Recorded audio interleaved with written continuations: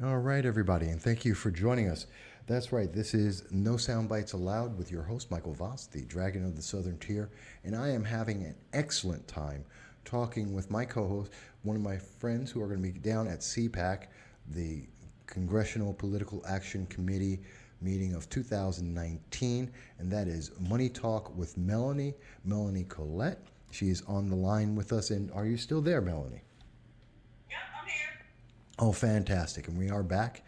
Now, if everyone's been following this, we've had a great first conversation talking about gun control, talking about, of course, Smollett, Jussie Smollett. But now we're going to talk about something that's a little different subject. We're hitting a lot of different issues right now, but this is one of that's a specialty for you, Melanie. We're talking about economics. We're going to talk about the country overall. And one of the first things that I want to hit on is do you recall back in, I think it was June of 2018? Do you remember Bill Maher? Oh yeah, yeah. Absolutely. He was, he really was something else, I thought. That man, he came out and literally said that he is looking to get a recession in America, that he wants people to be hurt. And I just could not believe that. Well, to be quite honest, I don't think he and most people at large I don't think he understands in earnest what that means for somebody who's in the middle class or the lower middle class. I don't think he completely understands what that means. I think he meant what he said, but I don't think that he understood what he was saying, if that makes any sense. And I think it comes from, economic ignorance. Like I don't, he can survive a a, a, a, a recession just fine. He's going to be good either way. But people in the middle class and in the lower middle class are not going to be okay, and people in the upper middle class might be okay. So what he said in that regard, or in my opinion, just came from a complete sense of ignorance. Oh, I think ignorance of the economic realities of common folks. I think so. I think it's absolutely insensitive and a lack of understanding of what a recession means to people who, when they lose their houses, they lose their cars, they can't afford food for them or their kids, education.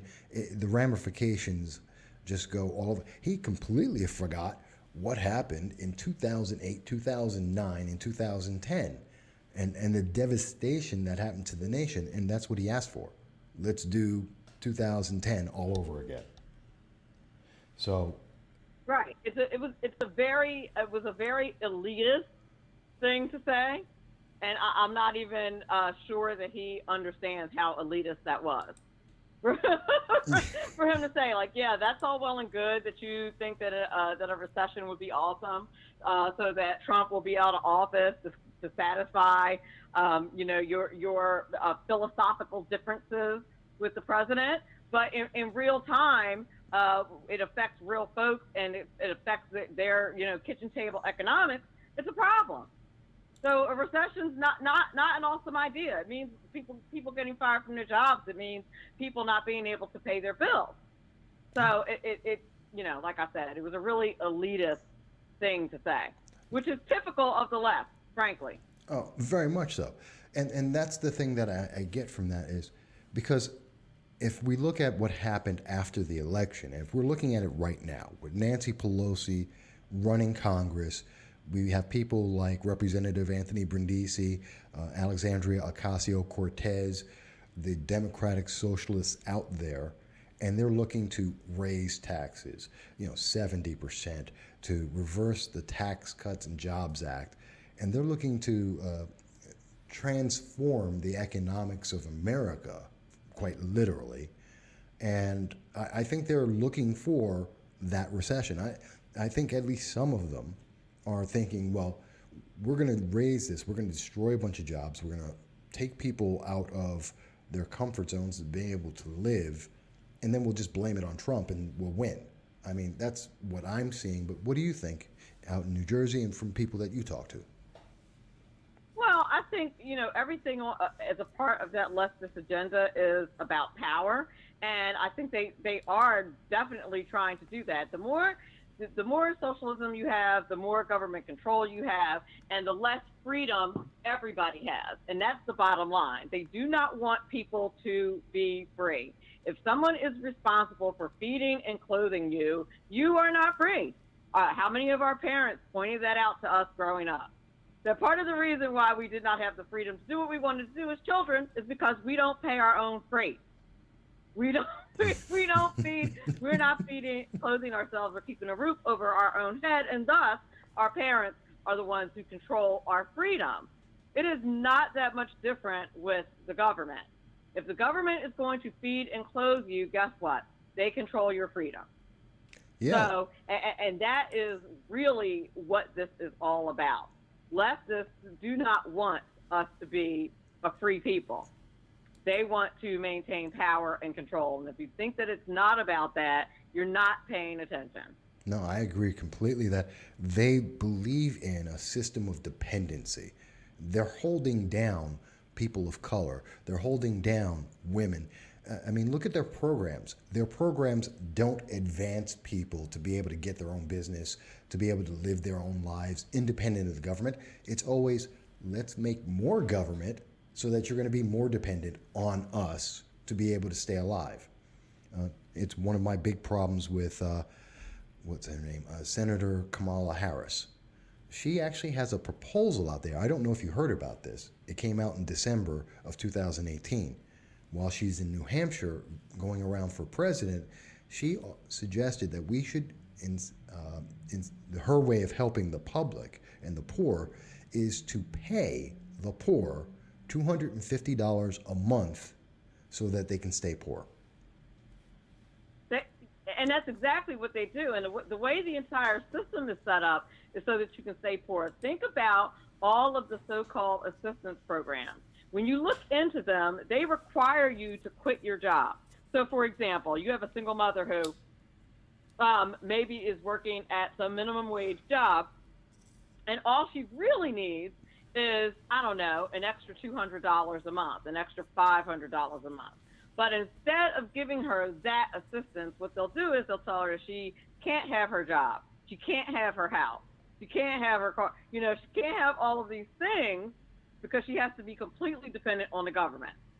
It makes no sense. Oh, yeah. It makes no sense. It doesn't make any sense. It never does. And they count on the fact that no one's going to stop and say, hey, that's just illogical. That doesn't help anyone. It doesn't free anyone. It enslaves people, economically enslaves them, but it doesn't move them forward. And that's what you're promising is, oh, we're going to help you. Helping me is not putting chains on me economically. I just don't see that ever. And the welfare reform that Bill Clinton passed when he was president was very helpful. I saw that help people.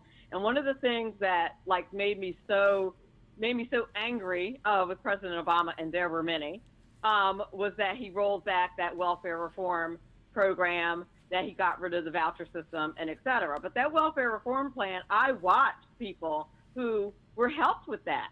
That really gave you assistance and encouraged people to get off welfare. What would happen is, as you worked more, they would reduce your assistance, but they encouraged you to work. They would pay for your schooling. Like, I know one girl who became a nurse. She originally was, on total government assistance, and she went to school and became a nurse. They paid for her child care, and then once she was able to afford enough to pay for child care, they cut that back as she was making more money. And that's the way it's supposed to work. It's not supposed to be a lifelong thing, but they don't do it that way anymore. And what's insidious about it is that it's under the auspices of helping, and that's just what makes it so bad. Yeah, it's insane. And I'm looking at how we have success right now. We had, given everything that they've been saying about President Trump, about the administration, about the tax cuts and Republicans, we see that when we finally get a president and a Congress that actually give us the tax cuts that everyone has been promising for 25, 30 years now, we finally do it. We finally see the economy grow. We finally see people working. We see an unemployment rate that's down at the level of the 1970s, for women and for people of color, historic all-time lows. And they're saying, well, this is really bad, and we have to stop that. I'm like, how?